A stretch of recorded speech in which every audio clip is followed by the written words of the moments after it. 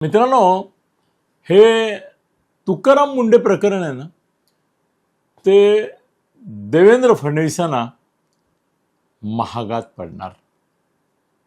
खरंच सांगतो तुम्हाला, कारण असं आपण त्यांचं कौतुक करतो. तुकाराम मुंड्यांचं माणूस चारित्र्य संपन्न आहे, कर्तबगार आहे, ज्या कुठल्या खात्यात जातात त्या खात्याचे कायदे काय आहे, त्याचं एक तात्विक अधिष्ठान काय आहे, याची त्यांना परिपूर्ण माहिती असते. त्याहीपेक्षा महत्त्वाची गोष्ट अशी की तुम्हाला आता तुमच्या की जी तरुण मंडळी आहेत त्यांना कदाचित माहिती नसेल, पण नंतरच्या पिढीला नक्की माहिती असेल की शेषन म्हणून एक निवडणूक आयुक्त होऊन गेले, ज्यांनी भारताच्या निवडणुकीच्या आचारसंहितेच्या संदर्भामध्ये जी अशी कागदोपत्री पडलेली होती तिच्या अंमलबजावणीसाठी त्यातलं प्रत्येक कलम कठोरपणे अंमलबजावणीत येईल अशी व्यवस्था केली, असा आग्रह धरला आणि नाही केलं तर कारवाई करायला सुरुवात केली तर अख्खा देश हादरला, निवडणूक यंत्रणा हादरल्या.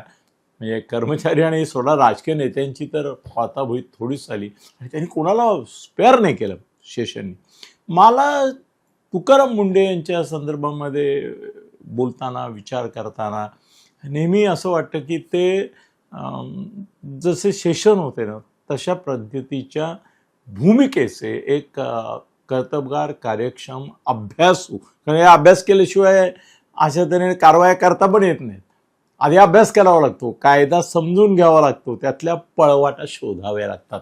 का शोधाव्या लागतात याचं कारण ज्या खात्याचं, आता यांच्या संदर्भात बोलतो म्हणून आपण खात्याचं म्हणूया, ते ज्या खात्यात जातात असा 26 बदल्या या माणसाच्या झाल्या. का झाल्या याचं कारण ज्या 25 ठिकाणी यापूर्वी ते गेले, आता फूड अँड ड्रग ॲडमिनिस्ट्रेशनला आहेत, त्या प्रत्येक ठिकाणी त्यांनी पहिला विचार हा केला की कायदा काय आहे आणि दुसरा विचार हा केला की या कायद्यामधल्या पळवाटा कोणत्या. तिसरा विचार त्याने असं केला की आत्ता या कायद्याची अंमलबजावणी कुठे कुठे कशी कशी आपल्या यंत्रणांकडून होत नाही आहे आणि कुठे कुठे लोक त्याचा गैरफायदा घेत आहेत आणि कुठे कुठे चक्क याला धाब्यावर बसवून काम चाललंय. आणि हे त्यांचं तो असं कशी बुद्धी कुशाग्र परंतु नजर बरोबर अशी की कुठे काय कमी आहे, कुठे काय चुकतंय, हे कुठे काय सुधारणा हवेत आहे तो भाग वेगळा, पण कुठे काय आपण एक अशी धुरंधर नजर आपण म्हणूया आता पाहिजे तर त्याला, तशी ती नजर आहे. पण कसं आहे ना की आपल्या समाजाचं एक दुर्दैव आहे की हा समाज आहे ना तो जितका नैतिकतेवर चालतो ना, मी माझा अनुभव आहे, आता गेली 56 वर्ष, मी असं तर आता 60 वर्ष म्हणायला पाहिजे, कारण असं मी 20व्या वर्षापासून प्रोफेशनल मी पत्रकार म्हणून जरी आलो तरी 16व्या वर्षापासून वर्तमानपत्रांमध्ये आहे, मी लिहितोय. तर त्यामुळे 60 वर्ष, आता 75-76 वर्षाचा आलो, त्यापैकी 16 म्हणजे 76 वर्षापैकी 60 वर्ष मी पत्रकार आहे.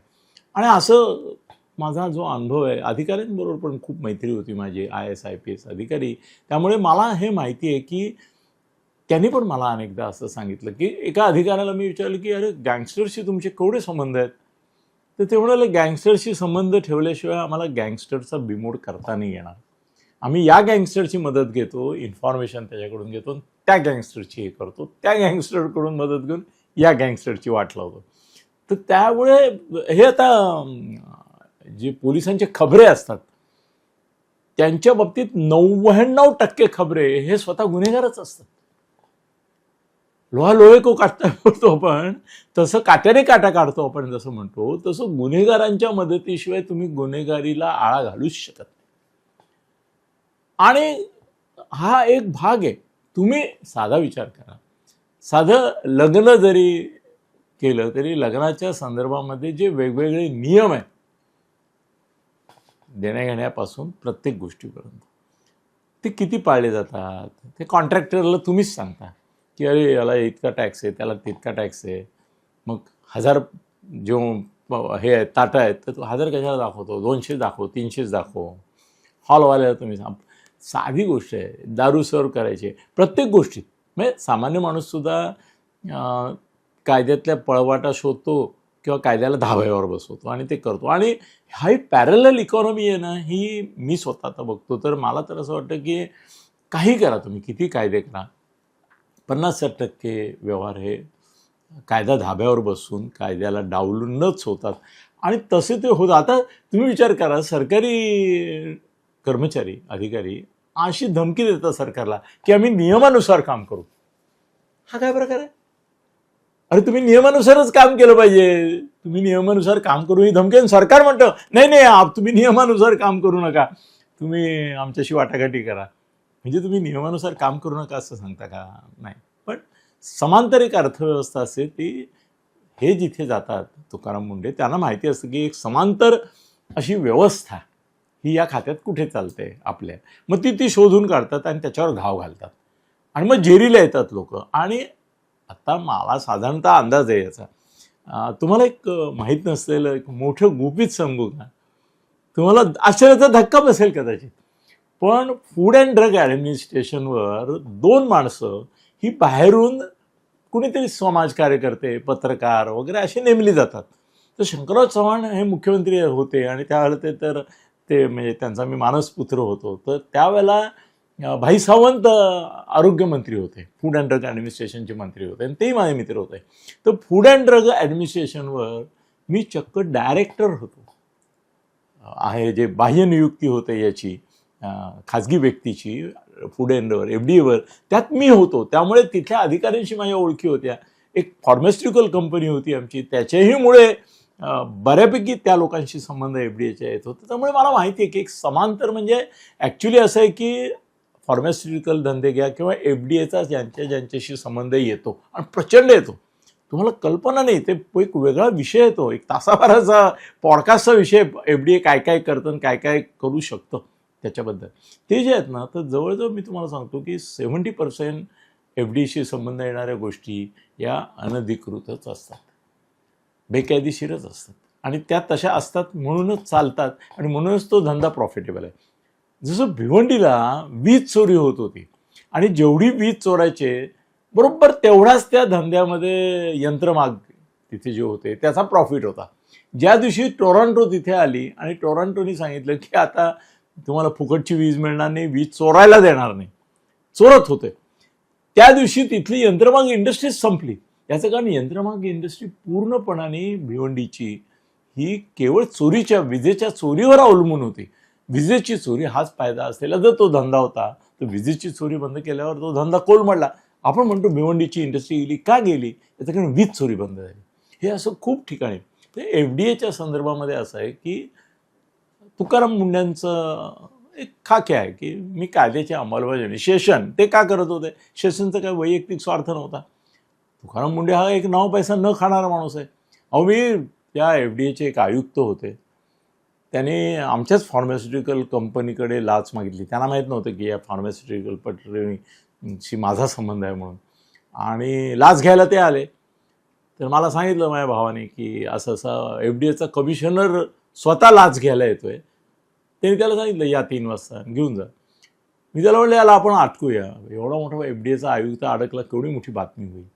आणि मी ACBच्या माझ्या मित्रांना सांगून जाळं टाकून त्याला पॅक केला आणि जसे तरी 5 लाख रुपये घेतले माझ्या भावाकडून, तसं त्याला ACBवाल्याने पकडलं. घाम फुटला, रडायला लागलाय. आयुक्त होते FDAचे, म्हणजे आता मुंडे आहेत ना ज्या जागी त्या जागी, पाय पकडायला लागला. मला म्हणाला असं नका करू, माझं अमुक होईल तमुक होईल वगैरे वगैरे. शेवटी दया केली त्याच्यावर आणि ACBवाल्यानं मीच सांगितलं, म्हटलं जाऊ द्या, बरोबर सोडून दे. म्हणजे असं ठरवलं तर आपण पण यांना धडे शिकू शकतो, पण मग ताकद लागते त्याच्यासाठी. तुमच्याही मागे लोक लागतात, मागे लागतात ते वेगळं आहे, पण तुमच्या मागे ताकद पाहिजे. तर तुकाराम मुंडे जे आहेत ना, ते तसं सोपं प्रकरण नाही आहे.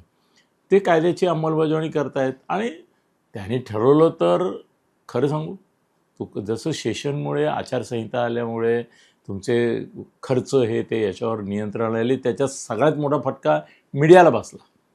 कारण मीडियाचं सगळं जे होतं गणित, निवडणुकांचं, मतदारांना पैशांचं वाटप, राजकारण्यांचं इतर गोष्टींचे खर्च, याच्यावर मर्यादा आल्या. जाहिराती बंद झाल्या ना मुख्य. पेपरमधल्या भिंतीवरचे ते सगळं खूप मोठं असतं ते.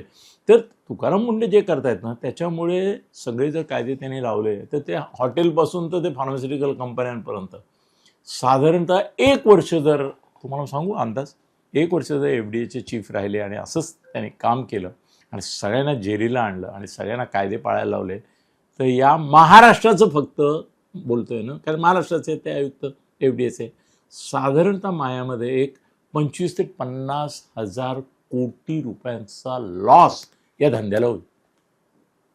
किती हो एवढा मोठा लॉस होईल कारण हा धंदाच मुळामध्ये ब्लॅकच्या संदर्भातच चालतो ना बाबा. तो अधिकृतपणे करताच येत नाही. काही काही कायदेच असे आहेत की त्यात होऊच शकत नाही ते. त्यामुळे एवढा प्रचंड 25-50 हजार कोटीचा लॉस होऊ शकतो, नुकसान होऊ शकतं, सगळे धंदे बंद पडू शकतात. त्यांनी सील लावायला सुरुवात केली. अहो जवळजवळ 90% व्यवसाय FDAशी संबंधित जे आहेत त्याच्यामध्ये कुठे ना कुठे उणिवा असतात. यांनी जर उणिवा शोधून त्याच्यावर घात करायला सुरुवात केली तर 70-80% धंदे बंद पडू शकतात. आता त्यांनी एक साधा नियम केला की फार्मसिस्ट असल्याशिवाय तुमच्याकडे याचा B.Pharm झालेला तुम्ही दुकानं सीलच करायला सुरुवात केली. आज काय आहे एक फार्मसिस्ट 3-3, 4-4 दुकानामध्ये नुसते नावं टाकून ठेवलेली आहेत. काय खूप छोटे छोटे घेतले ना तर ते तुकाराम मुंडेंना जर पूर्ण स्वातंत्र्य दिलं आणि त्यांनी पूर्ण स्वातंत्र्य उपभोगलं आणि कायदे लावले ना तर तुम्हाला मी आत्ताच सांगतो 50% धंदे करणं अशक्य होईल आणि बंद पडतील. हाहाकार उडेल कारण समाजाला ते चालत नाही. समाजात सुद्धा याच्यावरच जगतो. मोठा विषय आहे तो पण व्हॉट एव्हर इट इज. पण मला वाटतं फडणवीसांनी फार मोठी रिस्क घेतली. फडणवीसांच्या संदर्भामध्ये मला काळजी वाटते. मित्र आहेत माझे ते. त्यांच्याबद्दल मला आस्था आत्मीयता आहे, प्रेम आहे, आपुलकी आहे. त्यांच्या बाजूने मी नुसतं बोलत नाही तर लॉबिंग देखील करतो. त्यांच्यासाठी मीडियामधल्या माझ्या मित्रांना पण सांगतो की हा माणूस जपला पाहिजे. दुर्मिळ माणूस आहे आणि असा माणूस परत मिळणार नाही आपल्याला. त्यामुळे आपण यांची काळजी घेतली पाहिजे. यांना फार तुम्ही लक्ष करू नका असं सांगतो मी. तर मला काय वाटतं माहिती आहे की आत्तापर्यंत मुंडेंच्या ज्या बदल्या झाल्या ना 25 त्यातल्या निदान मी तुम्हाला सांगतो की 15 ते 17 बदल्या तरी त्यांची बदली करण्याकरता पैसे घेऊन मुख्यमंत्री किंवा मंत्री अगदी मुख्यमंत्री असं म्हणणं मला जरा अवघड वाटलं त्यांनी त्या बदल्या केलेल्या आहेत. अनेकदा आपण मोठा मोघम शब्द वापरू कारण काय ना जनरली IAS IPS अधिकारी पोस्ट मिळण्याकरता पैसे देतात.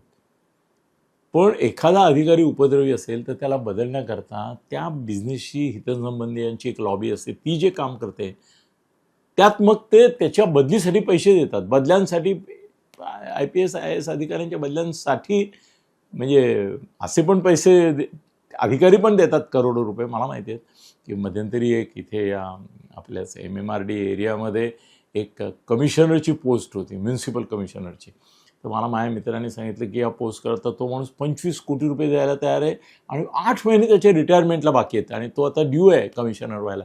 म्हणलं 25 कोटी रुपये 8 महिने राहिलेत. तो म्हणाला नाही एवढे तो महिन्याला मिळणार ना commissioner corporation municipal corporation municipality नाही कॉर्पोरेशन.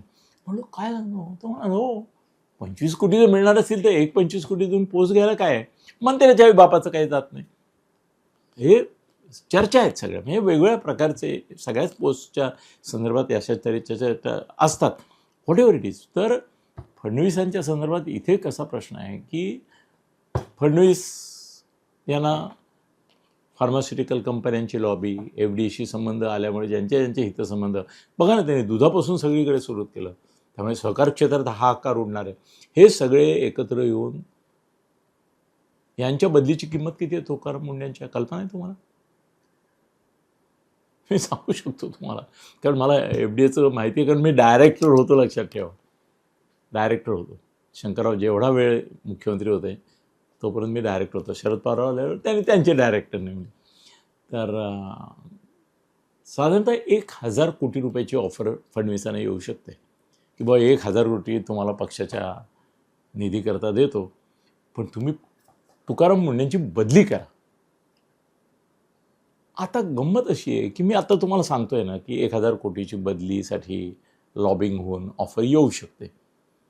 हे सगळ्यांना माहिती आहे की तुकाराम मुंडेंच्या उपद्रवाची क्षमता जर या FDAशी संबंधित उद्योगाला जर 50,000 कोटी असेल किंवा 1,00,000 कोटी असेल कदाचित, तर त्यांनी 1 वर्षभर जर कामाला धंद्याला लावलं ना सगळ्यांना, तर 1,00,000 कोटीसुद्धा नुकसान ते करू शकतात या धंद्याचं FDAशी संबंधित अशा. तर मग 1,000 कोटी काहीच नाही आहेत आणि हे सगळे मिळून गोळा करतात. अहो, दारूच्या दुकानांच्या वेळेपासून प्रत्येक गोष्टीमध्ये लायसन्सपासून किती होतं ते मला माहिती आहे, कारण माझे मित्रच दारूबंदी मंत्री होते वेळोवेळी. त्यामुळे आता गंमत बघा की हे आता सहज त्या धर्मेंद्र प्रधानच्या राजीनाम्याचं चाललं आहे. ते विषारी दारूचं प्रकरण झालं पुण्यामध्ये तिकडे. तर उत्पादन शुल्क खातं खरं म्हणजे आपल्या सुनेत्रा देवींकडे ना, त्यांचा राजीनामा नाही मागितला कोणी. नाही तर पूर्वी दारूबंदी मंत्र्याचा राजीनामा मागायचा आहे. का बरं नाही मागितला त्यांचा?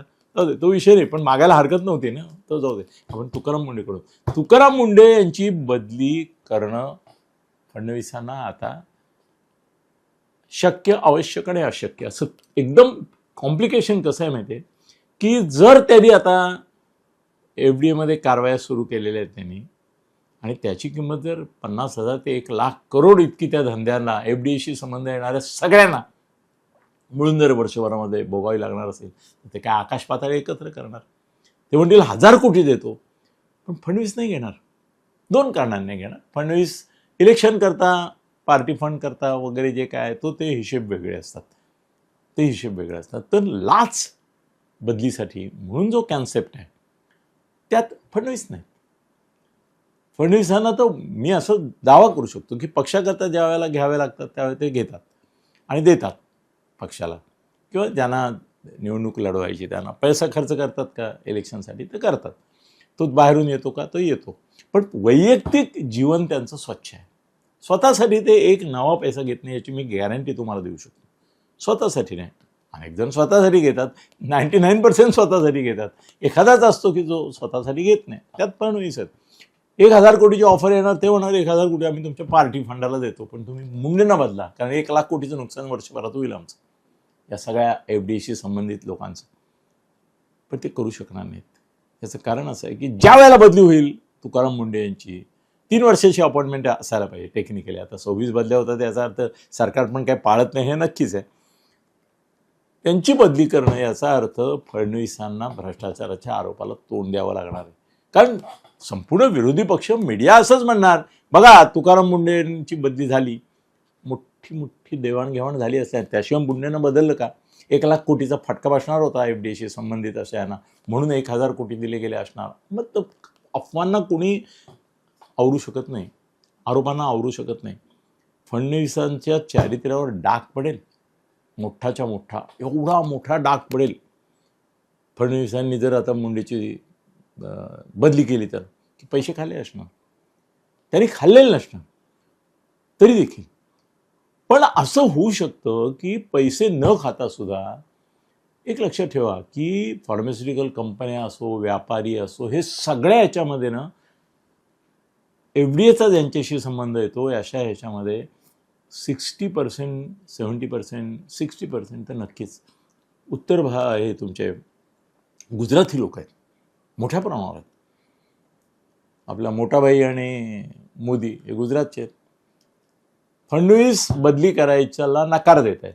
ते म्हणतात बाबा नैतिकतेच्या दृष्टीने गैर होईल, ते आता काम करतायत त्यांचं. बरं, त्यांनी काय वाईट केलं का? त्यांनी शेषनसारखंच केलं की कायदा आहे, तुम्ही कायदा केलेला आहे सरकारने, विधिमंडळाने केलेला कायदा, त्या कायद्याची मी अंमलबजावणी करतोय. मी अंमलबजावणी करू नको असं सांगा तुम्ही मला, मी काय सांगू? त्यांची बदली काय म्हणून करायची? मी नेमका विचार केला होता की FDAमध्ये आता मॅक्झिमम महाराष्ट्राच्या पुढे ज्या समस्या येत आहेत त्या प्रदूषणाच्या आणि भेसळीच्या आहेत, इतर आहेत, आणि FDAच्या ह्याला कुणीतरी एक तिथे घाशीराम कोतवाल बसवण्याची गरज आहे. तुकाराम मुंडे हा घाशीराम कोतवाल आहे.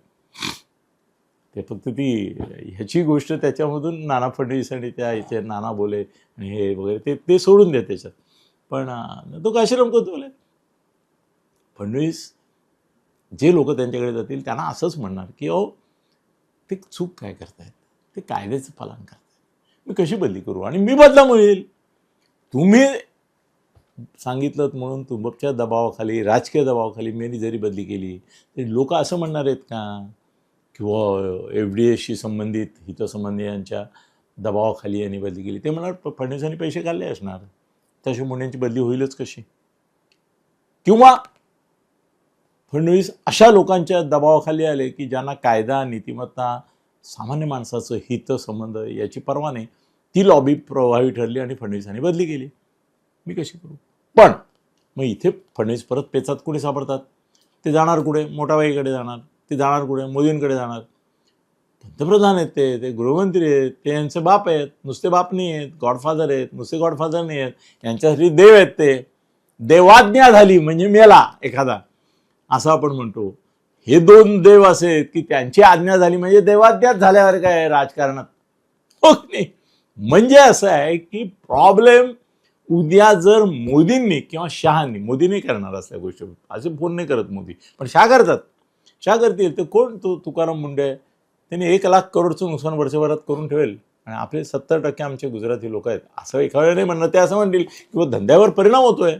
शेवटी धंद्यामध्ये वही खात्यामध्ये असम तसम तर असतंच, ते त्याला बदलून टाका. आता जर शहांनी सांगितलं फडणवीसांना की बदला, आहे हिंमत फडणवीसांची, ते म्हणतील की ते काम जे करतात ते कायद्यानुसार करतील. ते कायद्यानुसार आपण आत्तापर्यंत कायद्यानुसार काय काय केलं, राजकारणात काय केलं, समाजकारणात काय केलं, अर्थकारणात काय केलं, काय केलं? आपल्याला आपला गुजराती समाज, आपला उद्योजक समाज, आपला व्यापारी समाज, हे व्यापारी आहेत. अदानी अंबानींचं तुम्ही नाव घेता हो, असे लाखो अदानी अंबानी शहा आणि मोदींच्या आणि एकूणच भाजपच्या आश्रयाने आहेत. ते सगळे अदानी अंबानींचे जे हे अवतार आहेत ते सगळे मोदी शहांकडून दबडपण आणून जर फडणवीसांना भाग पाडलं त्यांनी, आणि शहाने सांगितलं मला उद्या सकाळपर्यंत मुंडेची बदली हवी आहे. फडणवीसांनी एक नाव पैसा घेतलेला नसणार आणि घेणारच नाही. ते फडणवीसांची इच्छा असेल किंवा थोडंसं महाराष्ट्रामध्ये FDAशी संबंधित असलेल्या गोष्टींमध्ये कायदा पालन झालं पाहिजे. काही करू शकणार नाही. ते काय मुख्यमंत्रीपदाचा राजीनामा देणार आहेत का तुकाराम मुंडेंकरता की त्यांची बदली करणं हा अन्याय आहे, चुकीचं आहे? महाराष्ट्रामध्ये माणूस चांगलं काहीतरी करायला बघतोय, मी नाही त्याला हलवणार असं म्हणायची हिंमत आहे फडणवीसांची? नाही आहे. आणि शहा मोदी पण इतके निर्दय आहेत की मुंडेची बदली सांगितल्यानंतर शहांनी जर फडणवीसांनी नाही केली तर फडणवीसांची बदली मुंबईतून दिल्लीला होईल, हे पण मी सांगतो. आणि माहिती आहे ना, शहांकडे माफी नाही, क्षमा नाही. कशाला क्षमा नाही? देवाज्ञा मोडायला क्षमा नाही. आज्ञा आली ना, you have to follow it. तुम्ही गुलाम आहात आमचे, आम्ही मालक आहोत, वी आर बॉस. काही ते लोकशाही वगैरे ते सगळं जे असतं ना, ते सगळं हातामध्ये पुस्तक घेऊन करण्यापुरतं ठीक आहे, बाकी काही नाही. शहांची आज्ञा आल्यानंतर काही करू शकत नाही. अहो, त्यांना मुख्यमंत्रीपद असं समोर असताना सांगितलं तुम्ही मुख्यमंत्री नाही, तुम्ही मुख्यमंत्री नाही, शिंदे मुख्यमंत्री. काय करू शकले? काही नाही. सरफडले थोड्या वेळाने परत आज्ञा आली उपमुख्यमंत्री व्हायचं आहे तुम्हाला. झाले ना. कोण झाले? फडणवीसच झाले. मुकाट्याने झाले, मुकाट्याने राहिले. नंतर आजही त्यांना माहिती आहे की आपण त्या दिवसापर्यंत मुख्यमंत्री आहोत ज्या दिवसापर्यंत शहांना असं वाटत नाही आहे की आता चेंज करून शिंदेना आणायचं आहे. शहांनी ठरवलेलं आहे ज्या दिवशी आपल्याला फडणवीसांना वरती घ्यायचं असेल त्या दिवशी शिंदेना मुख्यमंत्री करायचं आहे, ठरवलेलं आहे. आता ती वेळ कधी आणि कशी येणार किंवा कशामुळे आणणार फडणवीस, त्याची गणितं काही असू शकतात. आता ते वेगळं काहीतरी चाललंय. शहा मोदींचं पॉलिटिक्स, बंगाल जिंकलाय, हे जिंकलाय, भाग वेगळा. आता DMK फोडली आहे, ममताचे पण लोक फोडले, वेगळं राजकारण, 400च्या पार जायचं राजकारण चाललंय. तो वेगळा विषय. पण शहाने उद्या सांगितलं तुकाराम मुंडेला बदला तर 24 तास, अरे सोळा 24 मिनिटं 24 सेकंदात फडणवीसांची सही झालेली असेल बदलीची. आणि ते कारणं देतील त्याला की कायदा हा माणुसकीला धरून राबवला गेला पाहिजे. त्याच्यामध्ये लोकांच्यावर अन्याय होत होता आणि लोकांना पदोपदी त्याच्यामुळे प्रॅक्टिकल व्यावहारिक अडचणी येत होत्या. त्यामुळे न्यायालयाने त्यांना बदललं आहे. पण त्यांना आम्ही कुठेतरी नाही, आता पुढे इकडे टाकलं आहे. आणखीन त्यांना कुठे साफसफाई करायची असेल तिकडे टाकतील. आणखीन एक साफसफाईचं क्षेत्र जिथे तुकाराम मुंडे जातील ज्या दिवशी त्या दिवशी धमाल होणार आहे ते आहे प्रताप सरनाईकचं हे परिवहन खातं. त्याचे आयुक्त केले तरी महाराष्ट्रामध्ये परत आणखीन 1000 नाही तर 500 कोटीचा लॉबी ऑफर घेऊन जाईल अशी स्थिती आहे. Whatever it is. सांगायची गोष्ट अशी की फडणवीसांच्या हातामध्ये एवढं होतं की त्यांची अपॉइंटमेंट करणं ती केली. फडणवीसांना दबाव येणार, 1000 कोटीची ऑफर होणार हे जरी खरं असतं तरी ती फडणवीसांना ऑफर करणाऱ्यांना विचार करायला लागेल. ते त्यांना नाही ऑफर करणार, ते दिल्लीत ऑफर करतील कदाचित की बुवा पार्टीसाठी आत्ता 1000 कोटी आम्ही द्यायला तयार आहोत, तुम्ही फडणवीसांना सांगा की यांना बदला. कारण फडणवीसांशी हे बोलायची नैतिकता हिंमत नाही. डोळ्याला डोळा भिडून फडणवीसांच्या अशा तऱ्हेची भाषा करणं अवघड. होत नाही असं नाही, त्यांचेही काही लोक आहेत ते हा धंदा करतात की नाही त्यालाचही उत्तर हो आहे की तेही असे व्यवहार, पण राजकीय व्यवहार असतात ते, म्हणजे राजकारणाचा फंड आहे तो, वैयक्तिक असं नाही. आणि मुंड्यांच्या बाजूला उभं राहणं ही एक नैतिकता आहे आता समाजाच्या दृष्टीने. समाजाला मुंडे जे काय करतात तुकाराम ते बरोबर वाटतंय, आवश्यक वाटतंय, आणि हे शक्य होतं पण कुणी करत नव्हतं याची एक खंत आहे. त्यामुळे आता समाज, महाराष्ट्रातला 99% समाज ज्यांचे हितसंबंध दुखवलेत तो सोडा, तो जर वगळला तर समाजाला तुकाराम मुंडे FDAचं म्हणून जे काय करतायत. मुंबईमध्ये दुधाचं, महाराष्ट्रात दुष्काळ पडला याचं कारण 2/3 दूध हे रासायनिक दूध होतं. त्याच्यावर घाबरले ते सगळे की अरे मुंडे आहेत. आता मुंडे हे एक असं बागुल बॉय की तो आहे म्हणून बुजगावण्याने ते पाखरे येत नाहीत म्हणतात. हे बुजगावणं जिवंत आहे, बुजगावणं नाही आहे, जिवंत आहे. त्यामुळे सांगायची गोष्ट अशी की असं फडणवीसांपुढे पण पेच उभा होणार आहे बघा. पुढल्या महिन्याभरात तुम्हाला पेच उभा राहणार आहे. त्याचं कारण 1-1.5 महिना 2 महिने जर मुंडे आहेत त्या पद्धतीने चालू राहिले आणि त्यांनी सगळ्या बड्या फार्मास्युटिकल कंपन्या, औषध कंपन्या, हे सगळे FDAचा संबंध येणाऱ्या प्रत्येक गोष्टीला जर कायद्याचं पालन करायला लावलं, 1 लाख करोडचं नुकसान आहे आणि त्याचा परिणाम एकूणच सगळ्या धंद्यांवर होणार आहे. म्हणजे नोटबंदी इतकं तुकाराम मुंडे हे अस्त्र मोठं माहिती आहे तुम्हाला. देशात नोटबंदीने जे केलं ते तुकाराम मुंडे महाराष्ट्रामध्ये FDA चीफ म्हणून करू शकतात. सांगितलं तर तुम्हाला अशक्य वाटेल पण होईल आणि हाहाकार उडेल. उडायला सुरुवात झाली आहे. 1000 कोटीची भाषा मी का करतोय माहिती आहे की 1000 कोटी ही तुकाराम मुंडेंच्या बदलीची किंमत आहे, मला माहिती आहे. फडणवीसांवर मी नाही आरोप करत आहे की ते घेतील, अजिबात नाही घेणार, अजिबात नाही. फडणवीस तुकाराम मुंडेंची बदली पैशाकरता करणार नाही. जे दबाव आणतील त्यांना ते सांगतील की हे बघा मी त्यांना असं सांगू नाही शकत की तुम्ही कारवाई करू नका, कारण त्याची वाच्यता मुंडे इतके हुशार आहेत तुकाराम, त्यांचे लॉबी आहे मीडियामध्ये चांगली. ह्या बातम्या येतात त्यांच्या, त्या इतरांच्या येत नाहीत बघा कारवाई करून सुद्धा, त्यांच्याकडे येतात. त्यांची मीडियात चांगली लॉबी आहे, त्यांचं गुडविल आहे. ते ही बातमी लीक करतील की मला काम करू दिलं जात नाही, आणि केलं. यापूर्वी त्यांनी बोलले पण आहेत ते, मला काम करू दिलं जात नाही आणि म्हणून माझी बदली होते. मी काम करायला मागतो, मी कायद्याचं पालन करायला मागतो म्हणून माझी बदली होते. आणि मला अभिमान आहे 25 बदल्या झाल्या, 26 झाले, काय बिघडत नाही. मी माझं काम करत होतो, मला तुम्ही काम करू दिलं नाही. बदनामी आहे फडणवीसांची. फडणवीस कार्यक्षम, कार्यकुशल आहेत ना, मग त्यांनी एका चारित्र्यसंपन्न, ते स्वतःचं चारित्र्याचा दावा करतात, तर त्यांनी एका चारित्र्यसंपन्न अधिकाऱ्याच्या मागे उभं राहिलं पाहिजे का नाही, राहिलं पाहिजे.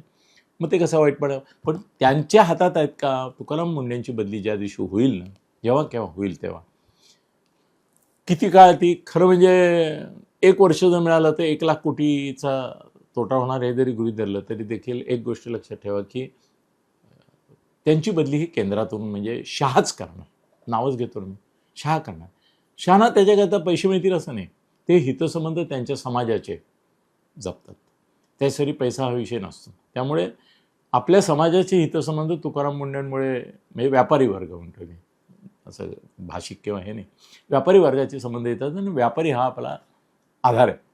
म्हणून शहा फडणवीसांना त्यांची बदली करायला सांगू शकतात आणि ती बदली होऊ शकते. किती काळ, आणखीन थोडे दिवस थांबा, मी तुम्हाला वेळ आणि काळ पण सांगेन. धन्यवाद.